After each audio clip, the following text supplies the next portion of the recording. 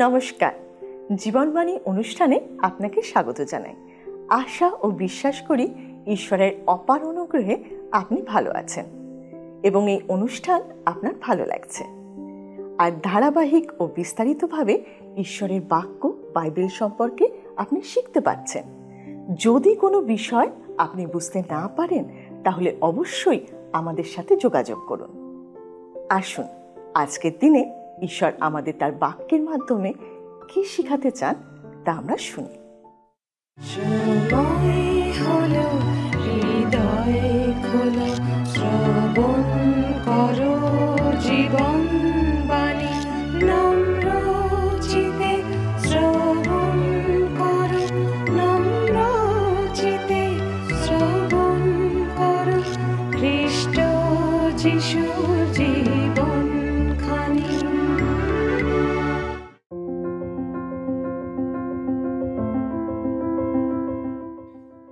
নমস্কার, আমাদের এই জীবনবাণী অনুষ্ঠানে প্রভু যীশু খ্রিস্টের মধুর নামে আপনাকে স্বাগত জানাই। আমাদের এই অনুষ্ঠানে আমরা পবিত্র বাইবেলের বিভিন্ন পুস্তক নিয়ে ধারাবাহিকভাবে আলোচনা করছি। আগামী কিছুদিন আমরা পবিত্র বাইবেলের দ্বিতীয় অংশ, নতুন নিয়মের 13তম পুস্তক, প্রথম থিসলনিকীয় পত্রটি নিয়ে আলোচনা করব। এই পত্রটি লেখক সাধু পৌল 52 বা 53 খ্রিস্টাব্দের মধ্যে তিনি এই চিঠিটি লিখেছিলেন। নতুন নিয়মে সাধু পৌলের পত্রগুলিকে যেভাবে সাজানো হয়েছে সেই অনুযায়ী এই পত্রটি প্রায় শেষের দিকে স্থান পেয়েছে, কিন্তু আসলে প্রথম থিসলনিকীয় পত্রটি সাধু পৌলের লেখা পত্রগুলির মধ্যে প্রথম। থিসলনিকি ছিল একটা রোমান উপনিবেশ। সেই সময় রোম ভূমধ্যসাগরের চতুর্দিকে, উত্তরে ইউরোপের বেশিরভাগ দেশ, দক্ষিণে উপকূল বরাবর নর্থ আফ্রিকার কিছু দেশের উত্তর ভাগ এবং পশ্চিম এশিয়ার দেশগুলিতে তাদের সাম্রাজ্য বিস্তার করেছিল। ওই সমস্ত দেশের নাগরিকদের প্রতি রোমের একটু অন্যরকম নীতি ছিল। অন্যান্য ক্ষমতাশীল দেশ যখন বিভিন্ন দেশে তাদের উপনিবেশ তৈরি করত, তখন তারা চেষ্টা করত তাদের অধিকৃত দেশের নাগরিকদের মধ্যে তাদের নিজস্ব সংস্কৃতি চাপিয়ে দিতে, জোর করত। কিন্তু রোম সেই পথে হাঁটেনি। তারা যে সমস্ত দেশ জয় করত, সেখানকার অধিবাসীদের কখনো জোর করে তাদের সংস্কৃতি বা তাদের আচার ব্যবহার পাল্টানোর চেষ্টা করতো না। তাদের স্বভাব অথবা তাদের রীতিনীতি পাল্টানোরও কোনো চেষ্টা তারা করতো না। এমনকি তাদের ভাষা পরিবর্তন করারও চেষ্টা করতো না। বরং তারা এমন সব জায়গায় তাদের কলোনি স্থাপন করত যেখান থেকে গোটা রোম সাম্রাজ্যের সাথে সহজে যোগাযোগ রাখা সম্ভব হতো। ভৌগোলিক দিক থেকে এই রকম কৌশলগত সুবিধাজনক জায়গায় তারা তাদের কলোনি তৈরি করত। এসব গুরুত্বপূর্ণ শহরে যখন রোমান কলোনি গড়ে উঠল, তখন ধীরে ধীরে সেখানকার স্থানীয় আদিবাসীরা নিজেরাই রোমীয় আইনকানুন, রোমীয় রীতিনীতি এবং রোমীয় বিভিন্ন আদব কায়দা আত্মস্থ করতে লাগলো। এই সমস্ত শহরের বড় বড় দোকানগুলিতে রোমীয় আসবাবপত্র, রোমীয় পোশাক পরিচ্ছদ, অন্যান্য অনেক প্রয়োজনীয় দ্রব্য বিক্রি হওয়া শুরু হলো। এর ফলে ওই কলোনিগুলিকে ছোট ছোট রোম শহর বলে মনে হতো। থিসলনিকি এইরকমই একটা রোমান কলোনি ছিল। শুধু তাই নয়, এটা ছিল বিশাল রোম সাম্রাজ্যের খুব গুরুত্বপূর্ণ একটা শহর।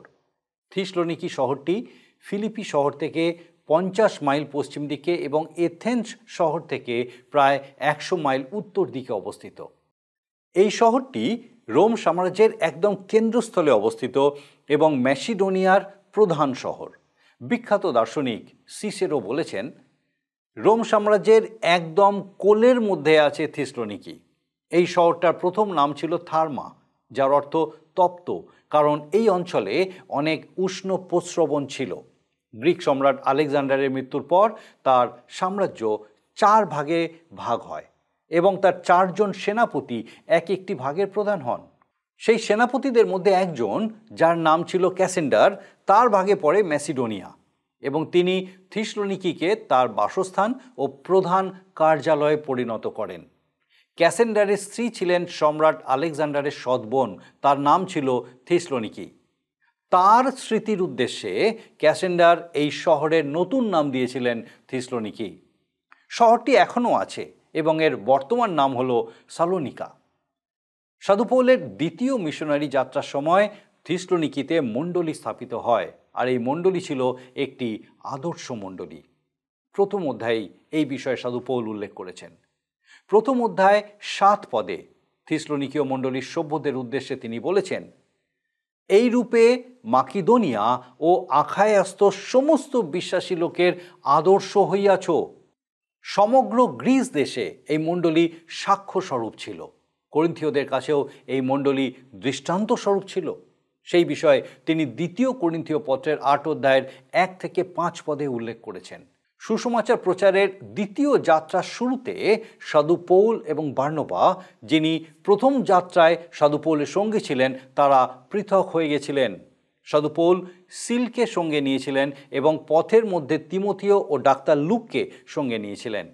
তিনি গালাতিয়ার মণ্ডলীগুলির প্রথমে পরিদর্শন করেছিলেন, তারপরে ঘনবসতিপূর্ণ এশিয়া মাইনরের দিকে, অর্থাৎ বর্তমানে টার্কি নামে যে দেশ, সেখানে যাওয়ার উদ্যোগ নিয়েছিলেন। তিনি সেখানে সুসমাচার প্রচার কাজ করতে চেয়েছিলেন। এর প্রমাণ তার তৃতীয় সুসমাচার প্রচার যাত্রায় তিনি ইফিসে, যা তৎকালীন এশিয়া মাইনরের একটি প্রধান শহর, সেখানে তার প্রধান কার্যালয় তৈরি করেছিলেন এবং সেখানেই তার সর্ববৃহৎ সুসমাচার প্রচারের কাজ শুরু করেছিলেন। কিন্তু তার দ্বিতীয় যাত্রায় ঈশ্বর বাধা সৃষ্টি করেছিলেন, যার ফলে তার আর দক্ষিণ দিকে যাওয়া সম্ভব ছিল না। এরপর তিনি বিথুনিয়াতে যাওয়ার চেষ্টা করলেন, কিন্তু ঈশ্বরের আত্মা আবার তাকে বাধা দিলেন, অর্থাৎ তিনি উত্তর দিকেও যেতে পারলেন না, দক্ষিণ দিকেও যেতে পারলেন না। তাই তিনি পশ্চিম দিকে ত্রোয়াতে চলে গেলেন এবং ঈশ্বরের আজ্ঞা পাওয়ার অপেক্ষায় থাকলেন। আর এখানেই তিনি রাত্রিকালে এক মাকিদোনীয় পুরুষের দর্শন পেলেন। সেই জন্য তিনি মাকিদোনিয়া দেশ, অর্থাৎ ম্যাসিডোনিয়ার ফিলিপি নগর পৌঁছালেন। সেখানে মাকিদোনীয় পুরুষের বদলে একজন মহিলাকে পেলেন, যিনি প্রভুর বাক্য মন দিয়ে শুনছিলেন। তার নাম ছিল লুদিয়া। তিনি কাপড় বিক্রি করতেন, হয়তো তার কোনো বড় দোকানও ছিল। সাধু পৌলের প্রচারের মাধ্যমে সে এবং তার পরিবার প্রভু যিশুতে বিশ্বাসী হয়েছিল এবং তার সাথে ওই শহরের আরও অনেকেই প্রভুতে বিশ্বাসী হয়েছিলেন। এইভাবে ফিলিপিতে মণ্ডলী স্থাপিত হয়েছিল।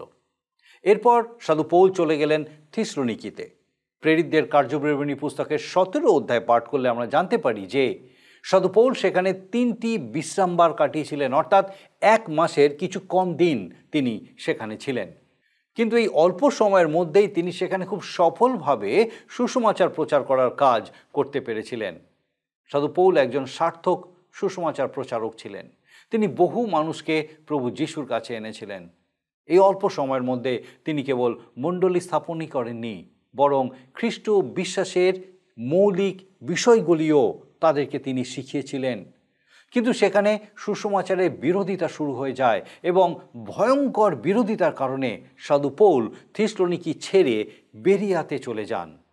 কিন্তু সুসমাচারের বিরোধীরা সেখানেও গিয়ে পৌঁছায় এবং সাধু পৌলকে বেরিয়া ত্যাগ করতে হয়। শিল ও তিমথিওকে বেরিয়াতে রেখে তিনি আথিনিতে, অর্থাৎ এথেন্সে চলে যান। আথিনিতে কিছুদিন থাকার পর তিনি করিন্থে চলে যান। সম্ভবত এখানেই তিমথিও এবং শিল তার কাছে থিসলনিকির খবর নিয়ে আসেন। 3 অধ্যায়ের 6 পদে আমরা তার উল্লেখ পাই। থিসলনিকির বিশ্বাসীদের কিছু সমস্যা এবং কিছু প্রশ্ন তিমথিও পৌলের কাছে নিয়ে এসেছিলেন। তাদের সেই সমস্ত প্রশ্নের উত্তরে সাধু পৌল এই প্রথম পত্রটি লিখেছিলেন। সেই সঙ্গে অনেক সান্ত্বনা বাক্য ও কিছু প্রয়োজনীয় নির্দেশও তিনি দিয়েছিলেন। যদিও 1 মাসেরও কম দিন সাধু পৌল থিসলনিকিতে ছিলেন, তথাপি তিনি মণ্ডলীর মৌলিক শিক্ষাগুলির অধিকাংশই তাদের কাছে তুলে ধরেছিলেন। খ্রিস্ট বিশ্বাসের ভিত্তিগুলির মধ্যে একটি বিশেষ বিষয় হল প্রভু যীশু খ্রিস্টের দ্বিতীয় আগমন। আশ্চর্যের বিষয় হলো সাধু পৌল কখনো ভাবেননি যে নতুন বিশ্বাসীদের কাছে খ্রিস্টের দ্বিতীয় আগমন বিষয়টি বোঝার জন্য খুব কঠিন হবে। কিন্তু বর্তমানে এমন অনেক মণ্ডলী আছে যারা হয়তো কয়েকশো বছরের পুরনো, তবু খ্রিস্টের সহিত ঊর্ধ্বাকাশে মণ্ডলীর মিলিত হওয়ার বিষয়টি সম্বন্ধে অথবা খ্রিস্টের দ্বিতীয় আগমন এবং এই পৃথিবীতে তার রাজ্য স্থাপন সম্বন্ধে তাদের সভ্যদের সঠিক কোনো ধারণা নেই। থিসলনিকীয় মণ্ডলীর বয়স যখন 1 মাসেরও কম, তখন সাধু পৌল খ্রিস্ট বিশ্বাসের ভিত্তিস্বরূপ এই মৌলিক শিক্ষাগুলিতে তাদেরকে শিক্ষিত করেছিলেন। সাধু পৌল নতুন বিশ্বাসীদের খ্রিস্টের দ্বিতীয় আগমন সম্বন্ধে খুব দৃঢ়তার সাথে শিক্ষা দিয়েছিলেন এবং যার মূল বিষয় ছিল খ্রিস্টের দ্বিতীয় আগমন সন্নিকট এবং অবশ্যম্ভাবী। কিন্তু সাধু পৌল থিসলনিকি ত্যাগ করার পর কয়েকজন সাধু ব্যক্তি যারা প্রভু যীশু খ্রিস্টেতে বিশ্বাস করেছিলেন তারা মারা গেছিলেন। তাই থিসলনিকীয়দের মধ্যে একটা প্রশ্ন জেগেছিল যে এইসব সাধু ব্যক্তিরা যীশু খ্রিস্টের দ্বিতীয় আগমনে তার সাথে ঊর্ধ্ব আকাশে মিলিত হওয়ার সুযোগ পাবে কি না। সেই জন্য সাধু পৌল এই পত্রের মাধ্যমে নতুন বিশ্বাসীদের জন্য প্রভু যীশু খ্রিস্টের দ্বিতীয় আগমন সম্বন্ধে তাদেরকে আশ্বস্ত করেছেন এবং এটাই এই পত্রের মূল বিষয়। প্রকাশিত বাক্য 19 অধ্যায় 11 থেকে 16 পদে খ্রিস্টের দ্বিতীয় আগমনের যে আকস্মিকতা ও ভয়ঙ্কর বিপর্যয়ের ছবি ফুটে ওঠে তার থেকে এখানে থিসলনিকীয় পত্রের ছবিটা একটু আলাদা। প্রকাশিত বাক্য অনুযায়ী প্রভু যীশু খ্রিস্ট মহাপ্রতাপ সহকারে আসবেন এবং সমস্ত অধার্মিকতাকে ধ্বংস করে তার গৌরবের রাজ্য তিনি স্থাপন করবেন। এই পত্রটির 3টি মুখ্য উদ্দেশ্য আছে। প্রথম, সুসমাচারের মৌলিক সত্যগুলি সম্বন্ধে নতুন বিশ্বাসীদেরকে নিশ্চিত করা। দ্বিতীয়ত, নতুন বিশ্বাসীদেরকে পবিত্র জীবনযাপনে অভ্যস্ত করে তোলা এবং তৃতীয়ত, খ্রিস্টের দ্বিতীয় আগমন সম্বন্ধে তাদেরকে আশ্বস্ত করা। সেই সময় থিসলনিকিতে পৌত্তলিকতা ও বিভিন্ন প্রকার পরজাতীয় আচার ও বিশ্বাসের প্রচলন ছিল। যেরকম থিসলনিকিতে পাওয়া একটা পরজাতীয় লিপিতে লেখা ছিল, মৃত্যুর পরে পুনর্জীবন নয়, কবর প্রাপ্তির পরে পুনর্মিলন নয়। সাধু পৌলের বার্তা ছিল এগুলি থেকে একদম আলাদা। প্রথম থিসলনিকীয় পত্রটিতে মণ্ডলীকে নিয়ে যাওয়ার জন্য খ্রিস্টের দ্বিতীয় আগমন এবং ঊর্ধ্ব আকাশে খ্রিস্টের সহিত বিশ্বাসীদের মিলিত হওয়ার বিষয়ে জোর দেওয়া হয়েছে। মূল বিষয় হলো খ্রিস্টের আগমনের এই প্রত্যাশা আমাদেরকে পবিত্র ও শুদ্ধ জীবনযাপনে অনুপ্রাণিত করে। বর্তমানে বহু মানুষ ভাববাণী বিশ্বাস করে না, কিন্তু ভাববাণী সম্বন্ধে তাদের যথেষ্ট কৌতূহল আছে। কিন্তু যোহন তার প্রথম পত্রের 3 অধ্যায় 3 পদে বলেছেন, আর তাহার উপরে এই প্রত্যাশা যে কাহারও আছে সে আপনাকে বিশুদ্ধ করে যেমন তিনি বিশুদ্ধ। এই প্রত্যাশা যেন আমাদের জীবনকে শুদ্ধতার পথে চালিত করে। খ্রিস্টের দ্বিতীয় আগমন এবং মণ্ডলীর ঊর্ধ্ব আকাশে খ্রিস্টের সহিত মিলিত হওয়া প্রসঙ্গে আপনি কতটা উৎসাহী বা উদ্যোগী সেটা আমার জানার বিষয় নয়, কিন্তু আমি জানতে চাই আপনার জীবন কীরকম। সেই প্রত্যাশা কি আপনার জীবনে প্রতিফলিত হচ্ছে? আপনার জীবন কি পাল্টাচ্ছে? দ্বিতীয় থিসলনিকীয় পত্রে পৃথিবীতে খ্রিস্টের আগমন এবং তার রাজ্য স্থাপন প্রসঙ্গে জোর দেওয়া হয়েছে। বিশ্বাসীদের ঊর্ধ্ব আকাশে খ্রিস্টের সাথে মিলিত হওয়া আর জগতে রাজ্য স্থাপনের জন্য খ্রিস্টের এই জগতে আসা, এই দুটোর মধ্যে যথেষ্ট পার্থক্য আছে। আমার মনে হয় আমাদের ঊর্ধ্বে যাওয়া এবং তার নেমে আসা, এই দুটি বিষয়ের পার্থক্যটা আমাদের সঠিকভাবে জানা উচিত। আসুন এবারে আমরা প্রথম থিসলনিকীয় পত্রটির প্রথম অধ্যায়ের প্রথম পদটি আলোচনা করি। প্রথম অধ্যায়ের মুখ্য বিষয় হলো খ্রিস্টের আগমনের প্রত্যাশা আমাদেরকে অনুপ্রাণিত করে। এখানে প্রথম অধ্যায়ের প্রথম পদে লেখা আছে, পৌল, শিল ও তিমথিয় পিতা ঈশ্বরে ও প্রভু যীশু খ্রিস্টে স্থিত থিসলনিকীয়দের মণ্ডলী সমীপে অনুগ্রহ ও শান্তি তোমাদের প্রতি বর্তুক। সাধু পৌল সচরাচর যে বিশেষ সম্ভাষণের মাধ্যমে তার পত্র শুরু করে থাকেন, এখানেও ঠিক একইভাবে তিনি পত্রের শুরু করেছেন। তবে সামান্য একটু পার্থক্য আছে। এই সম্ভাষণে তিনি নিজের নামের সাথে শিল এবং তিমথিয়কে জুড়ে দিয়েছেন। মনে রাখতে হবে, শিল এবং তিমথিয় সাধু পৌলের কাছে এসেছিলেন শুধু থিসলনিকি সম্বন্ধে কিছু খবর দিতে। তাদের নাম উল্লেখ করার ফলে থিসলনিকীয়রা বুঝতে পারবে যে এই পত্রটির বিষয়ে তারা সকলে সহমত। শিল ও তিমথিয়কে নিজের নামের সঙ্গে জুড়ে দিয়ে সাধু পৌল নিজের নম্রতার ও বিনয়ের পরিচয় দিয়েছেন। যদি নিজের নামের সঙ্গে শিল ও তিমথিয়কে যুক্ত না করতেন তাহলে হয়তো তারা অপরিচিতই থেকে যেত। সাধু পৌল সর্বদাই অন্যান্য ভাতৃগণের সঙ্গে নিজেকে একই স্থানে রাখতেন। যে সমস্ত সুসমাচার প্রচারক যারা প্রভু যিশুর জন্য কাজ করতেন তাদের থেকে তিনি নিজেকে কখনোই দূরে সরিয়ে বা আলাদা করে বা অনেক উঁচুতে রাখতেন না। বর্তমানে যারা মণ্ডলীর বিভিন্ন সেবা কাজে নিয়োজিত রয়েছেন তাদের এই বিষয়টা সব সময় মনে রাখা উচিত। একজন বিখ্যাত প্রচারক বলেছিলেন যে তিনি প্রথম এক বিশেষ ধরনের লম্বা পোশাক পরে প্রচারের জন্য পুলপিটে উঠতেন। তাদের পোশাক অন্য সভ্যদের থেকে সম্পূর্ণ আলাদা ছিল। তিনি একদিন উপলব্ধি করলেন যে ওই পোশাকে তাকে খুবই হাস্যকর লাগে। তিনি বুঝতে পারলেন ঈশ্বর বলতে চান তাকে অন্যদের থেকে আলাদা হওয়ার প্রয়োজন নেই বা আলাদা দেখানোর প্রয়োজন নেই। কিন্তু বাক্য প্রচারের সময় তার উচিত খুব সচেতনতার সাথে সেই কাজটি করা, কারণ তিনি ঈশ্বরের হয়ে সেই কাজটি করছেন। কিন্তু জীবনযাপনের ক্ষেত্রে ঈশ্বর চান যেন আমরা সকলেই উত্তম জীবনযাপন করি। প্রচারক আর সাধারণ বিশ্বাসীর ক্ষেত্রে কোনো পার্থক্য থাকা উচিত নয়। ঈশ্বরের দৃষ্টিতে এটা একটা মেকি ভেদাভেদ। মণ্ডলীর ক্ষেত্রে দুটি বিষয় খুব বিপজ্জনক। প্রথমত, যদি কোনো প্রচারক নিজেকে জাহির করতে চায়, আর দ্বিতীয়ত, যদি কোনো সাধারণ সভ্য যে উপযুক্তভাবে বাইবেল শিক্ষা করেনি সে যদি বাইবেল সম্পর্কে তার পাণ্ডিত্য দেখাতে চায়। খুব বিপজ্জনক। ঈশ্বরের বাক্যকে পূর্ণরূপে প্রচার করা উচিত। কেউ যদি পূর্ণরূপে ঈশ্বরের বাক্য প্রচার করতে চায় তবে তাকে বাইবেলের প্রত্যেকটা বিষয় ভালোভাবে জানতে হবে এবং বুঝতে হবে।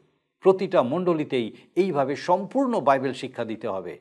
ফিলিপি মণ্ডলী থেকে থিসলনিকীয় মণ্ডলীর সভ্যদের আচার ব্যবহার এবং সুবিধা অসুবিধা হয়তো একটু আলাদা ছিল, কিন্তু সাধু পৌল একটি বিশেষ বিষয় উল্লেখ করেছেন যে ফিলিপি মণ্ডলীর মতোই থিসলনিকীয় মণ্ডলীও পিতা ঈশ্বরে স্থিত এবং প্রভু যীশু খ্রিস্টে স্থিত।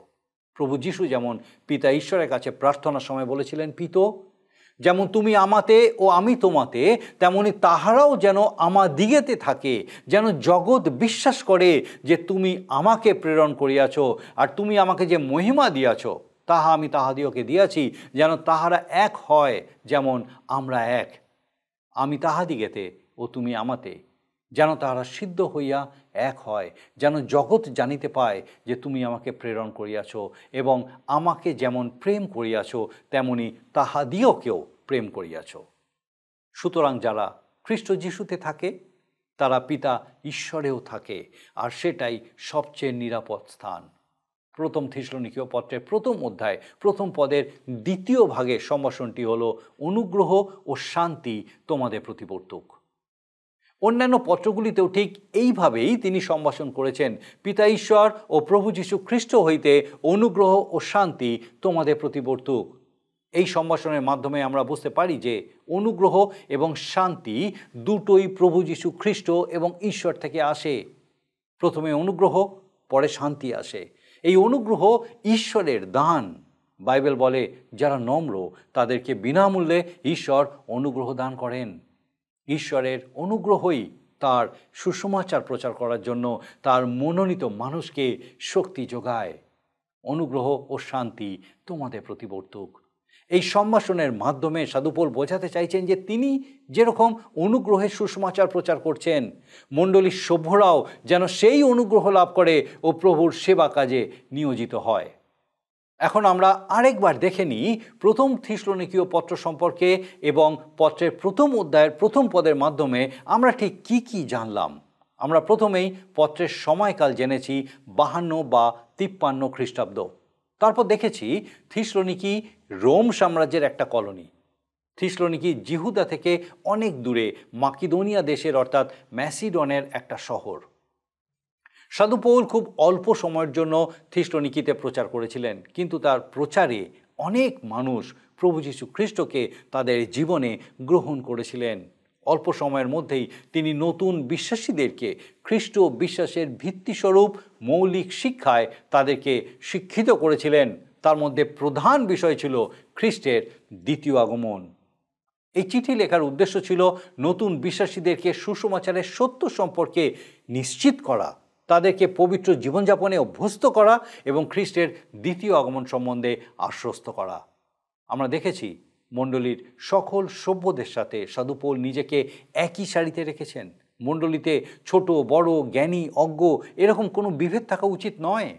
আমরা দেখলাম তিনি যেভাবে মণ্ডলীকে সম্ভাষণ করলেন তার মধ্য দিয়ে বুঝালেন যে তিনি চান যেন সকলে ঈশ্বরের আশীর্বাদ, ঈশ্বরের অনুগ্রহ লাভ করে এবং তাঁর সেবা কাজে নিয়োজিত থাকে। আমরা আরও দেখলাম যারা খ্রিস্টে তথা ঈশ্বরে থাকে তাদের জীবনে অনুগ্রহের সাথে সাথে শান্তিও থাকে। আপনার জীবনেও ঈশ্বরীয় অনুগ্রহ ও শান্তি কামনা করে আজকের অনুষ্ঠান এখানেই শেষ করি। আসুন প্রার্থনায় যাব, আর আমি চাইব আপনি আমার সঙ্গে প্রার্থনায় যোগ দিন। আসুন প্রার্থনা করি। করুণাময় পিতা, ধন্যবাদ দিই যে তুমি আমাদেরকে তোমার জীবন্ত বাক্যের সামনে রেখেছো। ধন্যবাদ দিই আমাদের প্রত্যেক দর্শক বন্ধুর সঙ্গে তোমার জীবন্ত বাক্য দ্বারা তুমি কথা বলেছো।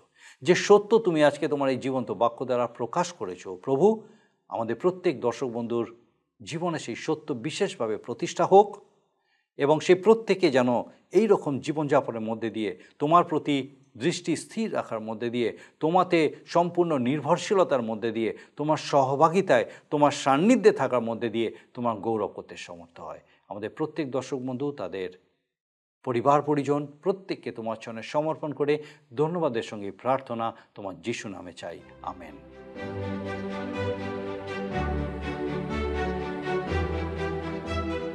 আশা করি আজকে ধারাবাহিক বাইবেল শিক্ষার অনুষ্ঠান আপনার নিশ্চয়ই ভালো লেগেছে। আপনার মনে যদি কোনো প্রশ্ন বা কোনো প্রার্থনার বিষয় থাকে তাহলে অবশ্যই আমাদের সঙ্গে টিভি স্ক্রিনে দেওয়া নম্বরে যোগাযোগ করুন। আপনার প্রতিটি ফোন কল আমাদের কাছে খুব মূল্যবান। আমরা অপেক্ষায় থাকব। আসুন আজকের দিনে প্রশ্ন উত্তর পর্বের প্রশ্নটি শুনে নিই। প্রিয় বন্ধু, আসুন আমরা আজকের প্রশ্ন উত্তরে আসি। গত সপ্তাহের প্রশ্নের উত্তর অপশন সি, সূচিপাত্রে। আজকের প্রশ্ন, প্রথম থেসলোনিকীয় পুস্তকটির রচয়িতা কে? অপশন এ মথি, বি মার্ক, সি পৌল, ডি যোহন। প্রিয় বন্ধু, এই প্রশ্নের উত্তর আগামীকাল সন্ধ্যা 6টার মধ্যে option A B C D সহকারে আপনার নাম ও সম্পূর্ণ ঠিকানা সহ 9433497235 এই নম্বরে SMS বা হোয়াটসঅ্যাপে পাঠাবেন।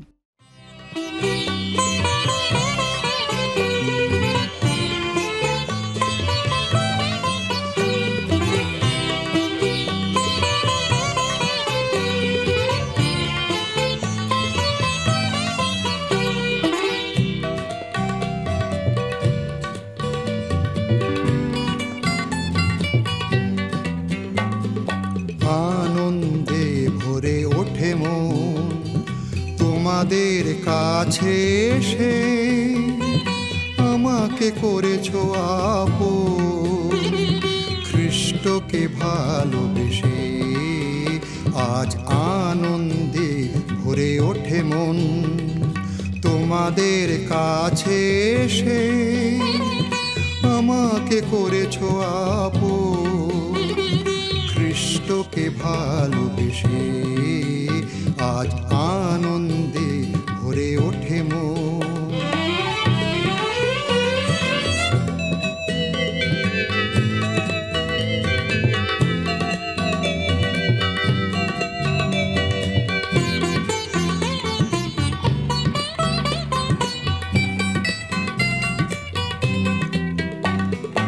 আমাদের প্রভু যে মহান, তার প্রেমে সপি মনোপ্রাণ।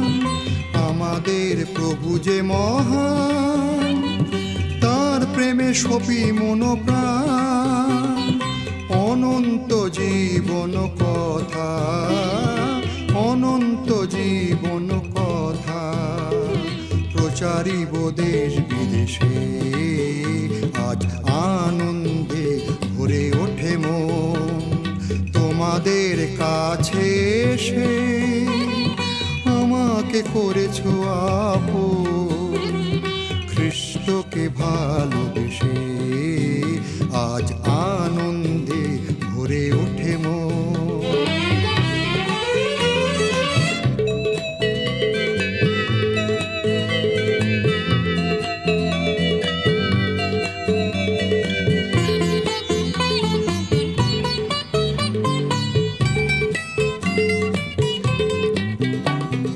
তোমাদের দুটি চোখে ভাই উজ্জ্বল যে আভাস পাই।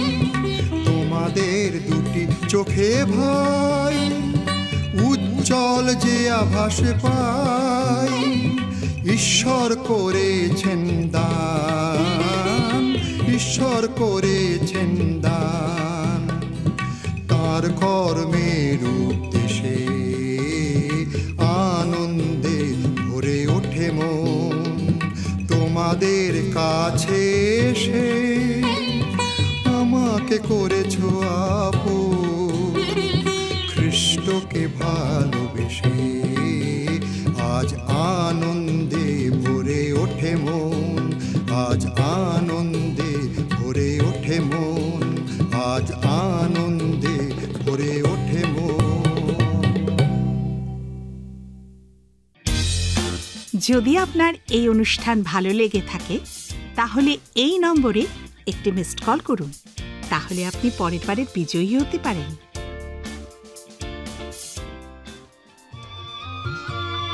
বাজিলো কালের ভেরি মুক্তি লগন, এলো কাল ভেরি শিলা ওই দাঁড়িয়ে, রক্ত ধারায় ভেসে পাতকের বন্ধু রয়েছেন দুটি হাত বাড়িয়ে।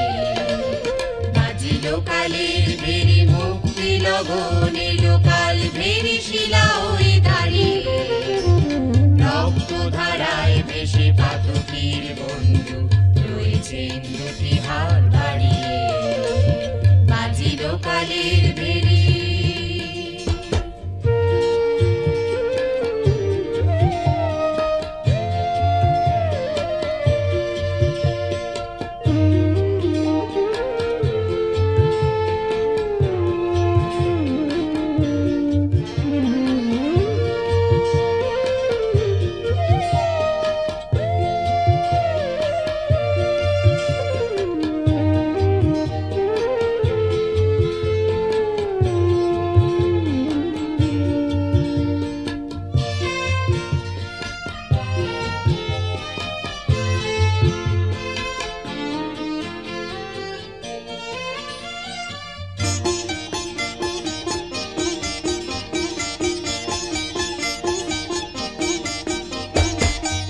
হিন্দু মরু প্রান্ত, আশায় কাঁদে যত অন্তর, আশা হিন্দু মরু প্রান্ত, আশায় কাঁদে যত অন্তর।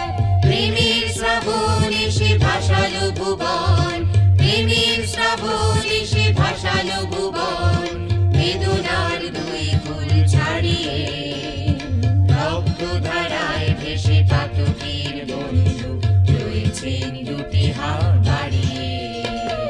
বাজিলো কালের ভেরি।